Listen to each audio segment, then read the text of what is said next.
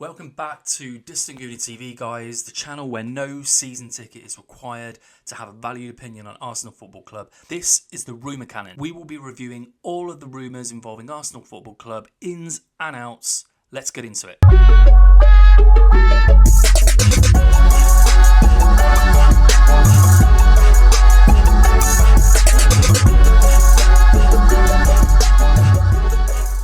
And we'll start with the main news this week, which was Gabriel. Fantastic news for us that he'd signed a new contract, a new long-term contract. Probably like most of you guys, over the moon with this. You know, it's a pity that he didn't come with the captaincy. And in fact, I'll just put that out there as a question. Please put this in the comments. What do you think in terms of Gabriel? Should he have been made captain as part of this new contract? It's interesting that he made comments, didn't he, in the interview to say, you know, how much he loves the club, living in London, the stadium, etc., and being captain. And then he added on occasion. I don't know about you guys, but for me, he is the captain of this football club. So much better than Martin Odegaard. And I'm not digging him out right now, but the fact is that, you know, when I look at captains throughout the years, obviously the main one in my time, really, Tony Adams, leader and, you know, led by example, laid into players when they needed it, encouraged them. That's everything that Gabriel does. He's just immense. Not only is he a beast on the pitch, but, you know, in terms of the communication, he's just fantastic. So, for me, this was brilliant news because let's face it, in January time, I believe, there was a lot of talk about Saudi Arabia coming in for him. A number of clubs over there in Saudi. I mean, God, they're linked with everybody, aren't they? But with the money that they've got, you just wouldn't have been surprised. And, you know, there's no doubt, I think, that he's the best defender at the club. Yes, Saliba probably runs him close, but for out and out, putting your heart on the line, that's absolutely what Gabriel does and what he offers us. So that was just fantastic news to tie him down to a new contract. Where are the incomings? That's what we want to know. That's what I'm sure we're all flicking through the news on our phone every morning to see what's happening. And not a lot of people. So we're in the midst of this kind of mini window, which is a bit of a weird one. So obviously we've got the FIFA Club World Cup coming up in America, and they're really pushing it. They've obviously extended the number of teams in that competition. And they've opened this kind of mini window whereby they're hoping that some star names will be moving to some of those teams to really push that tournament. So the window closes, I believe, on the 10th, which is this Tuesday. And it will reopen on Monday, the 16th of June, I believe, and will run to September the 1st. And another window goes by where Arsenal do absolutely nothing. But, yeah, I appreciate it's probably been open about 10 days or so. But you know what? I'm starting to get a bit worried. You know, we end the season and Arteta comes out and talks about how we should be so excited for this summer and all the rest of the usual crap that comes out of the club. And I've just got that typical sinking feeling. It really frustrates me when you see other teams going out and doing their business early, because it's a statement of intent, isn't it? I mean, Liverpool, they've won the league. What does that tell you about their mentality when they're going out and getting the likes of a Frimpong, Wirtz, obviously that's the big talk at the moment, Kirkes, amongst others. You know, Man City buying players, Man United, I mean, as much as they're not a threat, but they're still going out and buying Cunha. They're putting a bid for Mbuemo, and you're like, what are we actually fucking doing? It really, really, really pisses me off. I mean, there's no end of rumours, don't get me wrong, but nothing really concrete happening, no bids put in that we know of. It's just the same frustration already. I can feel it, and we're only on the 7th of June as I talk now. But let's get into some of the rumours. So the main one really circling this week has been the emergence of Kepa as a goalkeeping option. Now, if you'd have watched my last show, I did talk about not him specifically. This was a bit of a random one, but it completely would back up what I've been saying in terms of, you know, we were linked earlier this summer, weren't we, to Juan Garcia. He seems to now be going to Barcelona. But I did say at the time, you know, they were talking about 25 million quid. what is the point, for a backup goalkeeper to be paying that kind of money? I mean, God, we sold, I know it's a different time, but we sold Martinez for like 16. I just think it's ridiculous.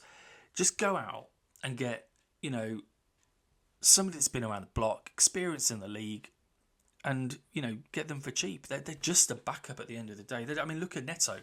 He played one game last season. So, yeah, if you have an injury, I appreciate that, all plans could be scuppered, but we're not against running those risks, are we? I mean, look at last season. Yeah, to me, this one, when it came out, as much as, again, I can almost hear the fan base. It's another old Chelsea player. And I don't particularly like him as his attitude. I'll never forget that cup final where it was Sarri, wasn't it? He was trying to take him off and he just refused to come off, and I thought, what an absolute cunt.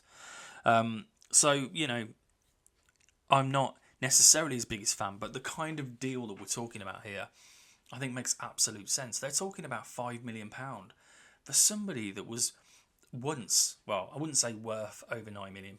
Chelsea just pay whatever, we know that, but he was probably the most expensive goalkeeper at the time, and I just think for £5 million, I believe he's nearly 30, he's like 29, 30, so yeah, I think this is an absolute no-brainer, getting an experienced goalkeeper. I'm not saying he's amazing, but he can do a job for the odd game. I'm sure it's absolutely fine. So, I'd rather be spending that money on forward-going players, creative players that we actually need, not wasting it on a reserve goalkeeper. It just doesn't make sense to me at all. So, yeah, further forward, the Zubimendi one just rumbles on, and I don't know where this will end.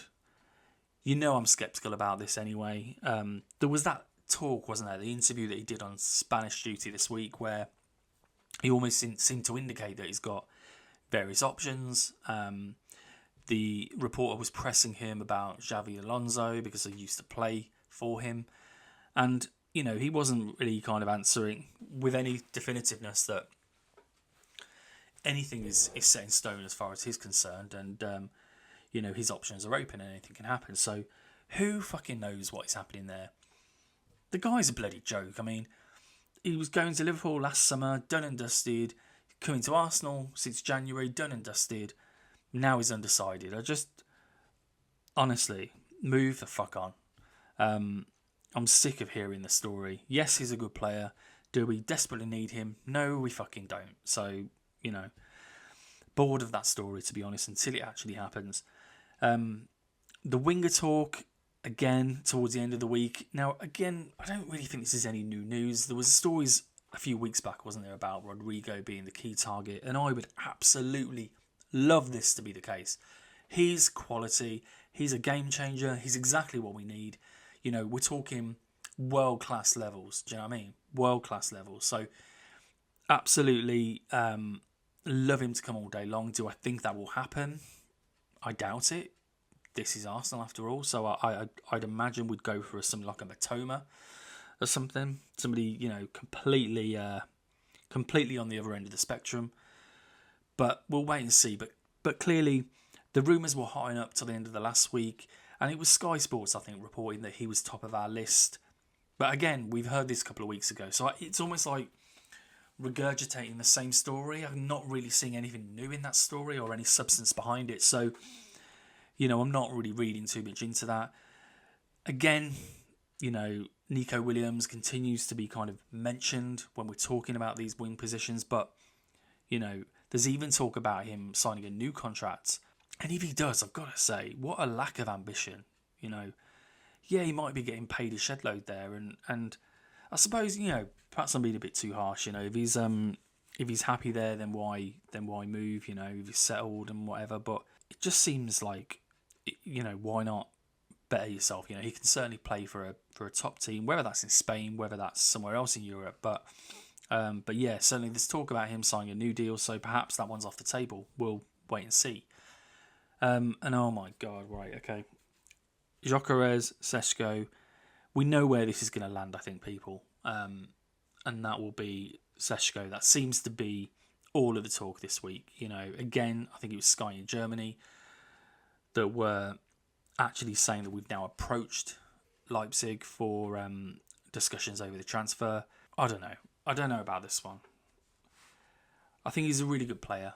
But as always, as I've been saying all for the last few months since we've been linked with him, to me, I'd have Gyökeres all day long.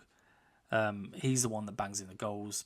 To me, I'm just concerned that I see quality in his play, but I also see Kai Havertz. I honestly, I think he's quicker, but I see a lot of the similar attributes, similar in stature. The numbers are very similar as well.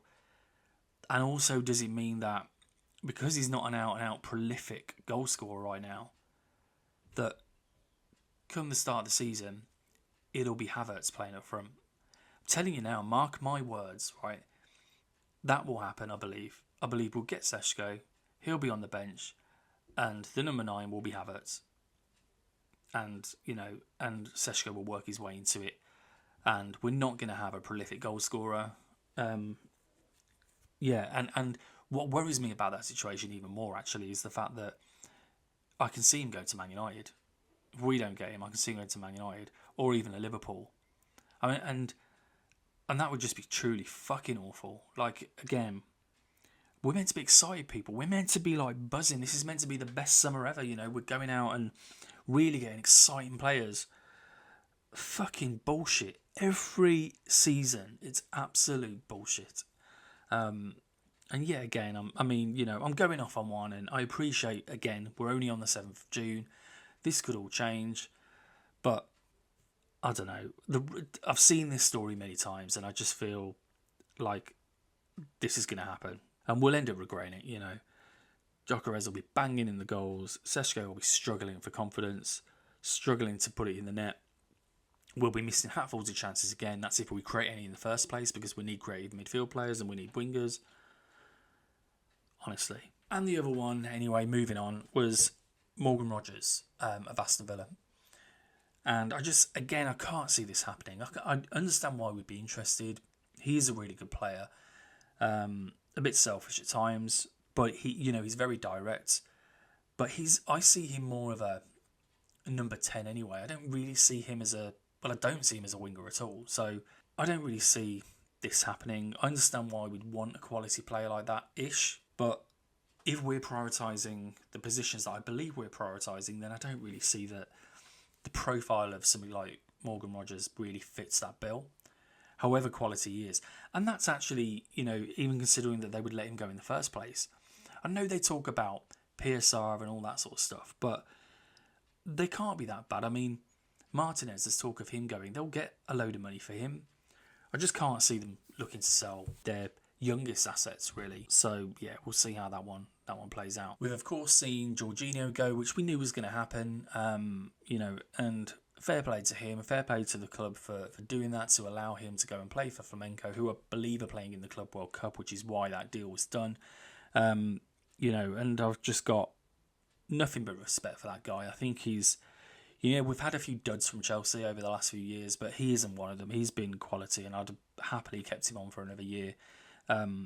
Brilliant professional, brilliant player to have around the squad, particularly the younger players. But not only that, he just does a fantastic job on the pitch. He's a brilliant player, so good luck to him. So yeah, please let me know in the comments, who you want to see at the club. Any of the players that we've talked about today, just please let me know what you think. Would you want them? Would you not? Who would you prefer? And all that. Please get involved, people. See you next time.